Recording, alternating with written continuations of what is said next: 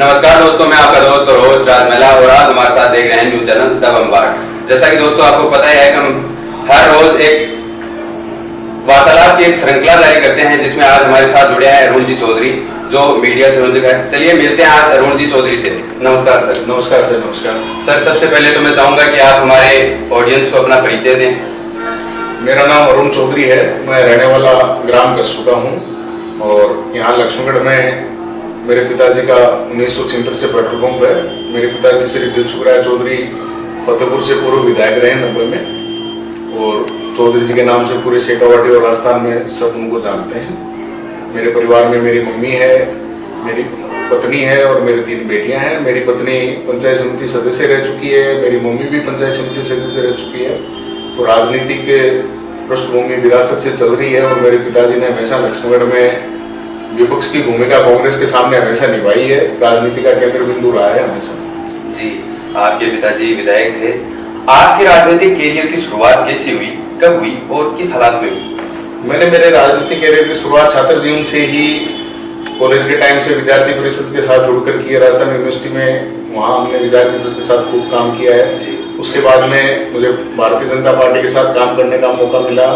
तब से मैं लक्ष्मणगढ़ विधानसभा IT सेल प्रभारी रहा हूँ, मीडिया संयोजक रहा हूँ, पूरी मंडल संयोजक रहा हूँ।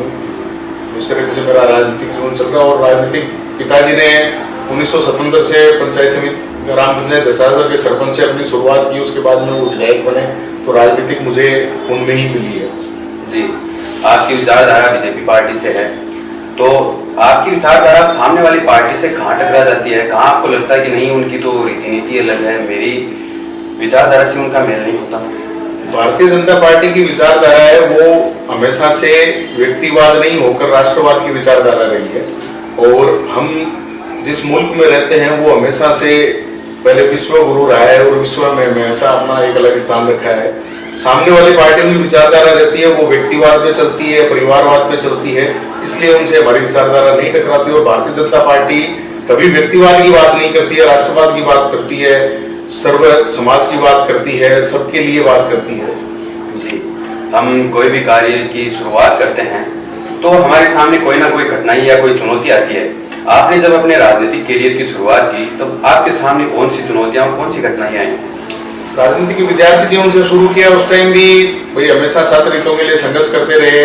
यहाँ पर लक्ष्मणगढ़ में मैंने, हालांकि मेरी शिक्षा हमेशा बाहर हुई है, लेकिन लक्ष्मणगढ़ में भी कॉलेज में हम ग्रामीण क्षेत्र का एक युवा छात्र संगठन OYS करके चलता था, वो भी हमेशा से संघर्ष करते रहे हैं। उसके बाद में राजनीतिक जीवन में लक्ष्मणगढ़ में भी हमेशा विपक्ष में रहने का मौका मिला है।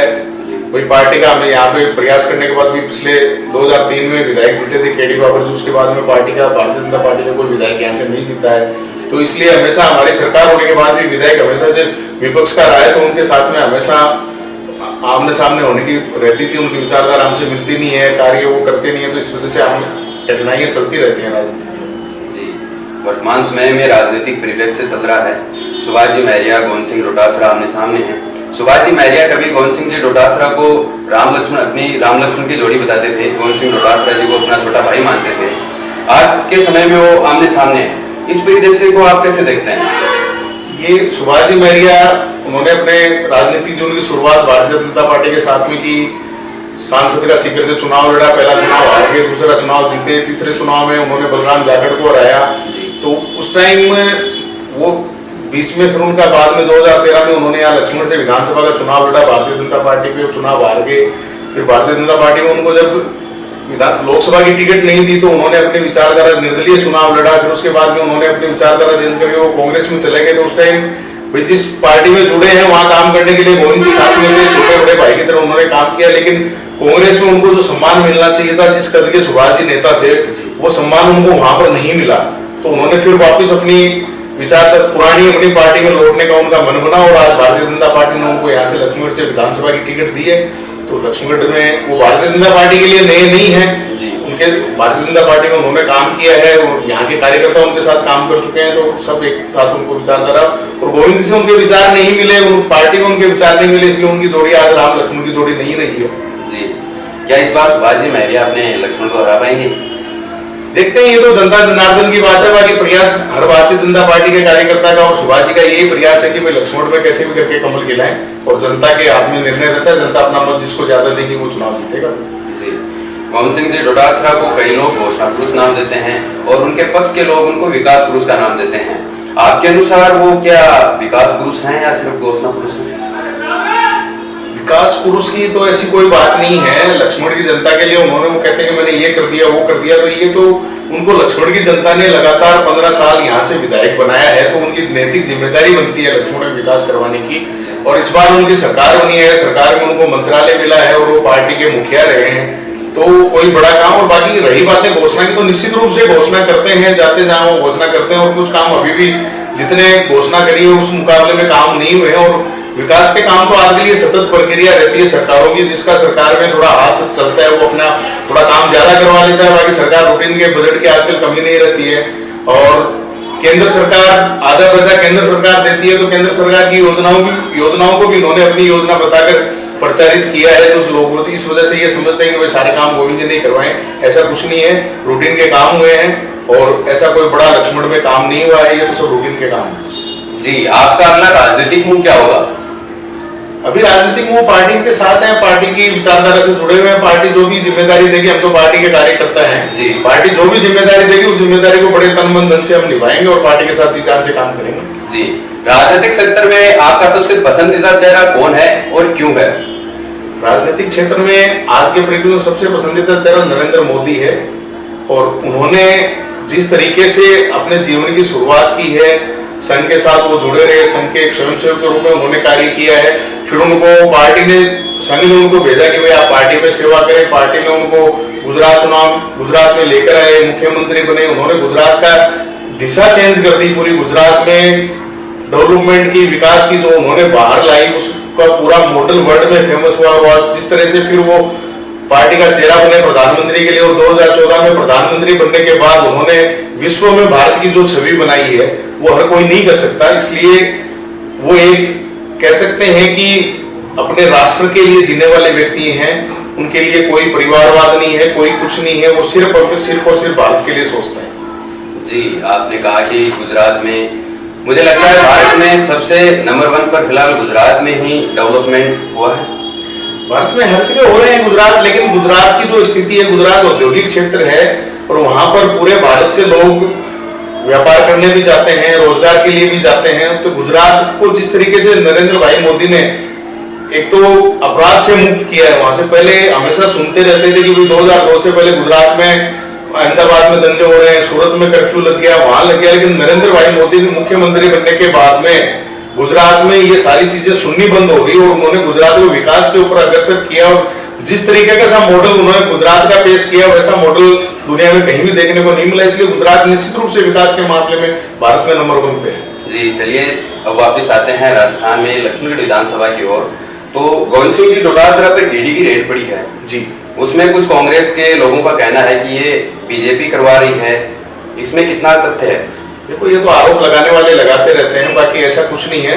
भारतीय जनता पार्टी कभी भी बदले की राजनीति नहीं करती है, और ये ईडी का जो विषय है वो केंद्र का, और ईडी का मतलब होता है प्रवर्तन निदेशालय है, वो पैसों के लेन देन का जहां भी घोटाला हुआ उन चीजों की जांच करती है।